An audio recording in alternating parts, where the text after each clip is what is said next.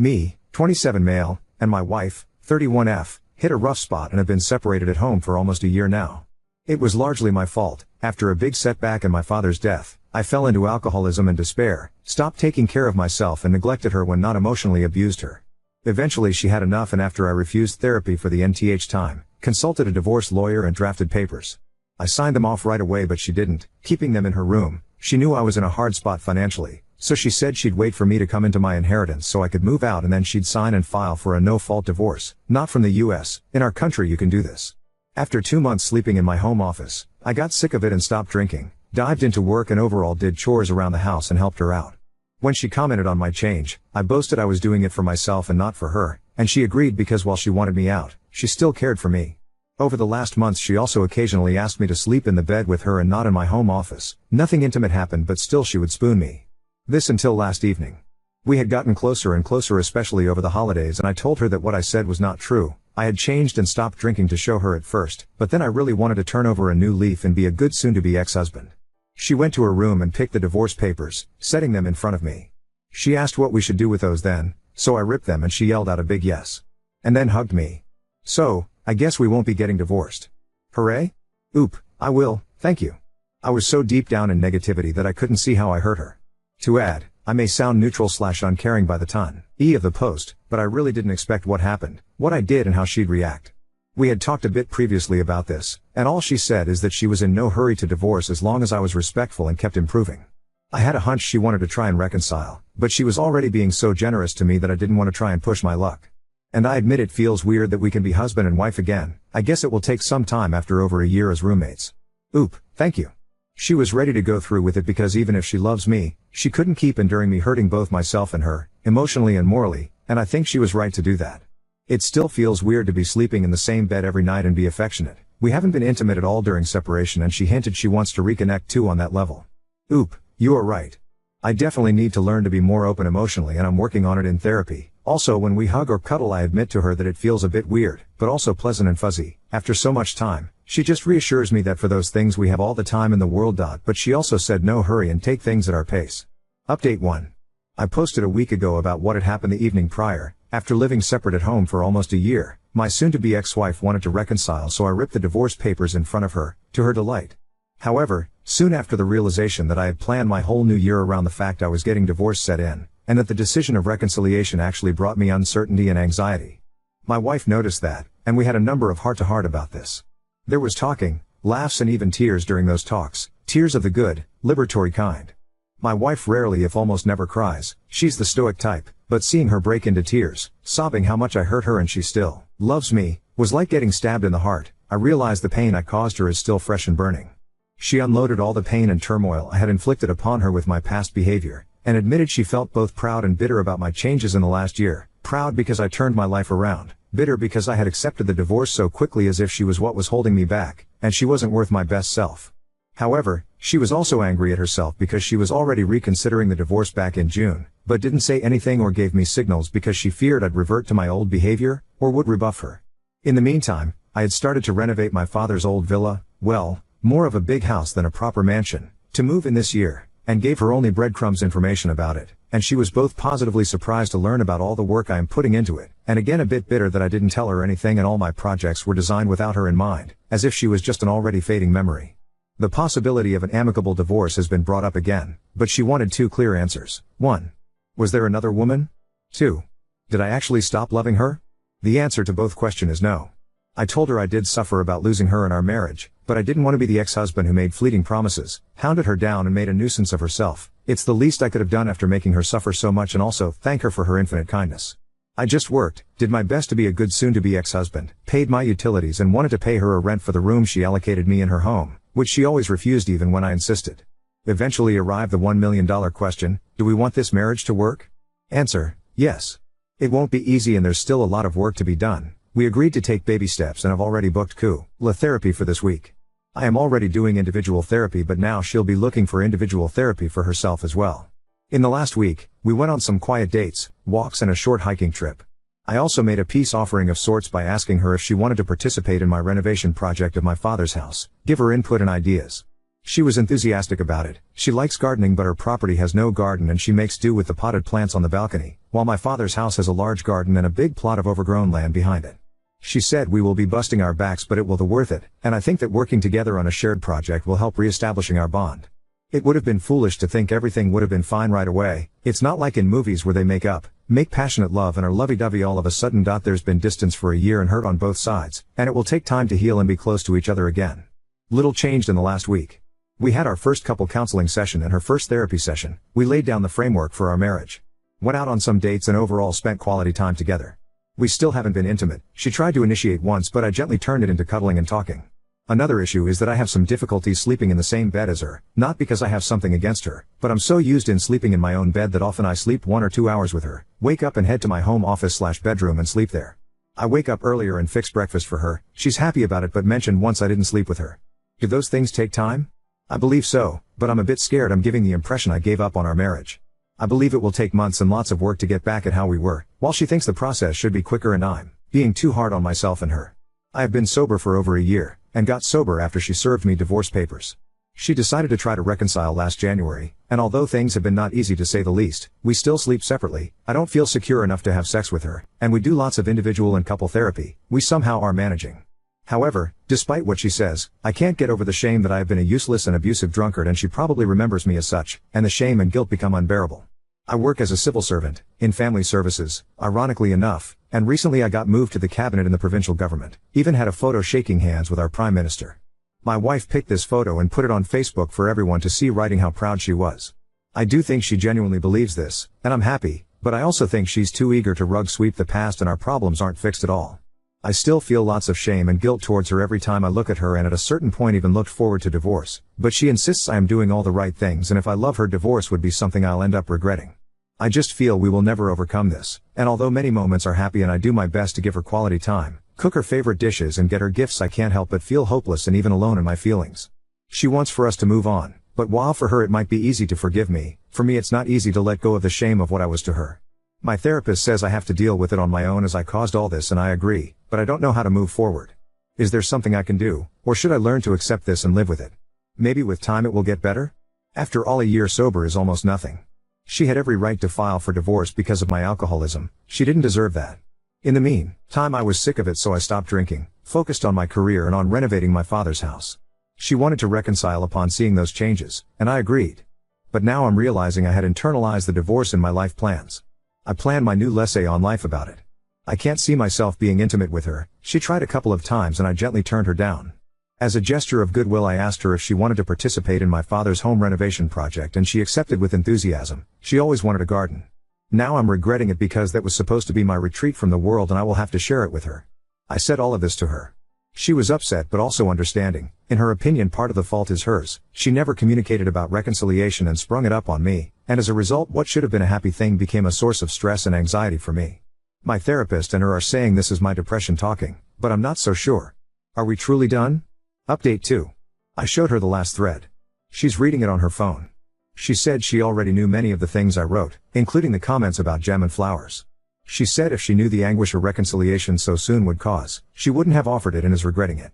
She thanks everyone for the kind words and appreciations made towards her. At the same time, she got upset because in her opinion I put things worse than they are, so either I exaggerated them, or I've been keeping my true feelings from her, and this is a big problem. For example, she says I'm not as cold as I'm making myself up to be, and that she's not as pushy as I make her to be, and in fact she's been giving me lots of space. She says I'm doing a weird self-sabotage here. She says I'm trying to get her to leave me, but it won't happen, and if I really want to end I have to do it myself. She doesn't agree with it, but if I want to move out she won't oppose it. She wasn't angry, just very numb. Things are not easy, but overall they are going well, both in therapy and everyday life. There's still some issues in getting intimate, but we are getting there. Sometimes though the shame and guilt become too much and I wonder why is she even staying with me. Maybe sunk costs? I do my best, little gifts, dates, cooking her favorite dishes, picking up chores, but to me it always feels like I could do more. Sometimes she notices this and says to take it easy. She says I try too hard sometimes and it comes off as artificial. She likes that now I'm all smiles, always shaved, well dressed and gentlemanly with her, but joke that sometimes I look like the president of her country of origin. I'm doing my best though, even at the cost of overdoing it. We are doing therapy, but so far it's still very early. I was very apathic about everything, so now I try my best to be enthusiastic about things. She usually likes it, but once I made a dance step, she laughed but also said, "What the hell was that?" I have been sober for over a year, and got sober after she served me divorce papers. She decided to try to reconcile last January, and although things have been not easy to say the least, we still sleep separately. I don't feel secure enough to have sex with her, and we do lots of individual and couple therapy. We somehow are managing. However, despite what she says, I can't get over the shame that I have been a useless and abusive drunkard, and she probably remembers me as such, and the shame and guilt become unbearable. I work as a civil servant, in family services, ironically enough, and recently I got moved to the cabinet in the provincial government, even had a photo shaking hands with our Prime Minister. My wife picked this photo and put it on Facebook for everyone to see, writing how proud she was. I do think she genuinely believes this, and I'm happy, but I also think she's too eager to rug sweep the past, and our problems aren't fixed at all. I still feel lots of shame and guilt towards her every time I look at her, and at a certain point even looked forward to divorce, but she insists I am doing all the right things, and if I love her, divorce would be something I'll end up regretting. I just feel we will never overcome this, and although many moments are happy and I do my best to give her quality time, cook her favorite dishes and get her gifts, I can't help but feel hopeless and even alone in my feelings. She wants for us to move on, but while for her it might be easy to forgive me, for me it's not easy to let go of the shame of what I was to her. My therapist says I have to deal with it on my own as I caused all this, and I agree, but I don't know how to move forward. Is there something I can do, or should I learn to accept this and live with it?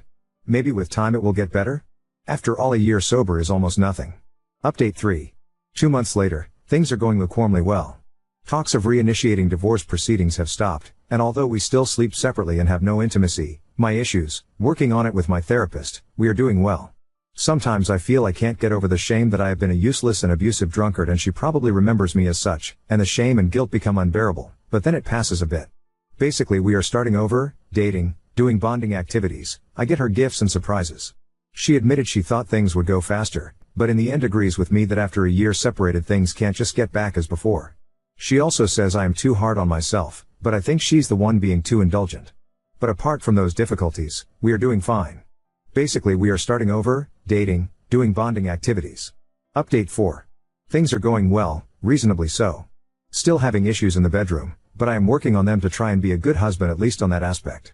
Last week I received a work assignment in the capital of our country. It's a 2 months long assignment and I'll be provided state housing. She is excited about this and already wants to pack her bags. I have my doubts about her coming along for her own sake. She has friends and family here, me not so much, cut them all off and not interested in reconnecting, her support system as a whole. She has reasons and loved ones to stay here, unlike me. She won't budge, since we are married it's her full right to come along, and since she has her own e-commerce business she can manage it remotely. Plus she wants us to get back home every weekend. I know better than dying on this hill, so I'll be leaving with her. That's it. Naturally I am always, cautiously and within reason, hopeful about our future together. Update 5. I couldn't take it anymore and I did not understand why I kept having negative thoughts about my wife and me despite things going well, and some of you got into my ear there could be something wrong in my head. So we got in touch with a professional, got tests done and found out my blood values were very screwed up. This led the doctors to speculate a chemical imbalance in my brain and prescribe me antidepressants. Not exactly antidepressants, they are mood regulators, they told me. Both my wife and I were hesitant about this, but I gave it a try and lo and behold, my negative thoughts disappeared overnight. I finally feel in control of my emotions. I feel that I love my wife, and I feel that things can and will get better. I was putting on a front before, but now I really enjoy spending time with her and make her smile. We started making love again, and no blue pill was needed lol, and we get back from the capital every weekend. We are turning my father's old villa into our private retreat and love nest. I did apologize for my unreliable behavior in the past months after she had extended me an olive branch. She said she doesn't blame because of what we know now, but I still think it's not a valid excuse. I should have sought medical help sooner. Now I can say, and mean it, that I'm happy and grateful my wife practically gave me a third chance, and I don't want to waste it. I want to make her smile every day and enjoy everything to the fullest. I guess this is it and you won't be hearing from me ever again. Now on to second story. Sister put my bearded dragon in danger for a TikTok trend, got upset when I called her out, and now my family thinks I'm overreacting. I 18F have a bearded dragon named Phil who I've had for about 1 year now. Phil is deeply loved by me and my family. My sister 15F, who I will call Jane, really likes to make TikToks of Phil, which I have completely no problem with since they're normally just videos of Phil running around or doing something silly like opening his mouth when he basks. Yesterday my sister came up to me to show me a TikTok she had made of Phil. There is a trend on TikTok of putting butter on dogs as some audio plays over it of this guy saying butter dog. Well, Jane showed me a video of her putting some soft butter on Phil so that she could follow the trend. When I saw that I became very upset. I had seen a video recently of someone explaining how doing this trend with bearded dragons can be dangerous cause the butter will stick to their skin, and if they get put back under their basking light the butter will heat up and basically burn the bearded dragon's skin. I told Jane to delete the video and that she can't do stuff like that with Phil, and quickly got him out from under his basking light that she had put him back under after the video and started to bathe him in the tub to try and get off any of the butter she didn't wipe off. My sister came and told me I was overreacting and that it's just a fun trend. It snapped at her and told her I'm not letting her near Phil until she apologizes to me and promises to not do trends like these with Phil again, and ask me every time she wants to mock a video with Phil. My sister got angry and told me she wasn't apologizing for just wanting to have fun with Phil and that I can't take Phil away from her. After I finished making sure all the butter was off, I put him back in his tank that's in my room and told her she's not allowed to come in and take Phil. My parents found out this morning and told me I was out of line for what I did and that it was just an innocent video. They told me I need to stop freaking out so much over things that involve Phil. My sister said she's not apologizing cause she didn't know it would hurt Phil, so I should get over it and let her see Phil again. I feel like I can't trust her with Phil though. If she hadn't shown me the video, Phil would have sat in his tank getting burned under his basking light and I wouldn't even know until it was too late. I think I might be the asshole cause I could be overreacting like my family say I am and for yelling at her when she didn't know that doing the trend would hurt Phil. Update 1. So after my last post and getting all your feedback, I had ordered a lock for Phil's tank and put it on once I got it so that my sister couldn't just get him. I waited a bit to see if my sister would apologize, but she didn't. So I sat down both my parents and sister to go over again why I wasn't allowing her to see Phil and how what she did was not okay. I had made a slideshow and everything about how putting butter on bearded dragons was in fact not a harmless trend. I told her that I wasn't mad at her for doing it since she didn't know, but I was upset over how she reacted. It took a lot of explaining and I even used some advice you guys gave me on how to best explain it, and after a lot of talking and a bit of arguing it seemed they finally all got it. My sister got upset and apologized to me for how she reacted and seemed genuinely upset after she realized what she did to Phil. My parents also apologized for not taking my side and scolding me for what rules I set in place. The lock is still staying on the tank just in case, but my sister is now allowed to see him and play with him if she asks me, and she's not allowed to make any more videos of Phil without me being there to watch. She seems a bit irritated about the rules, but she follows the rules. I also got her to take down the video off of TikTok, and she ended up making a video on how what she did was stupid and that to not do what she did, which I'm very pleased with. She has gone back to making her harmless videos of Phil just running and playing, and all is going well now. I also want to thank Reddit again for the advice and reassurance that what I was doing wasn't wrong, since I honestly was pretty lost at that time.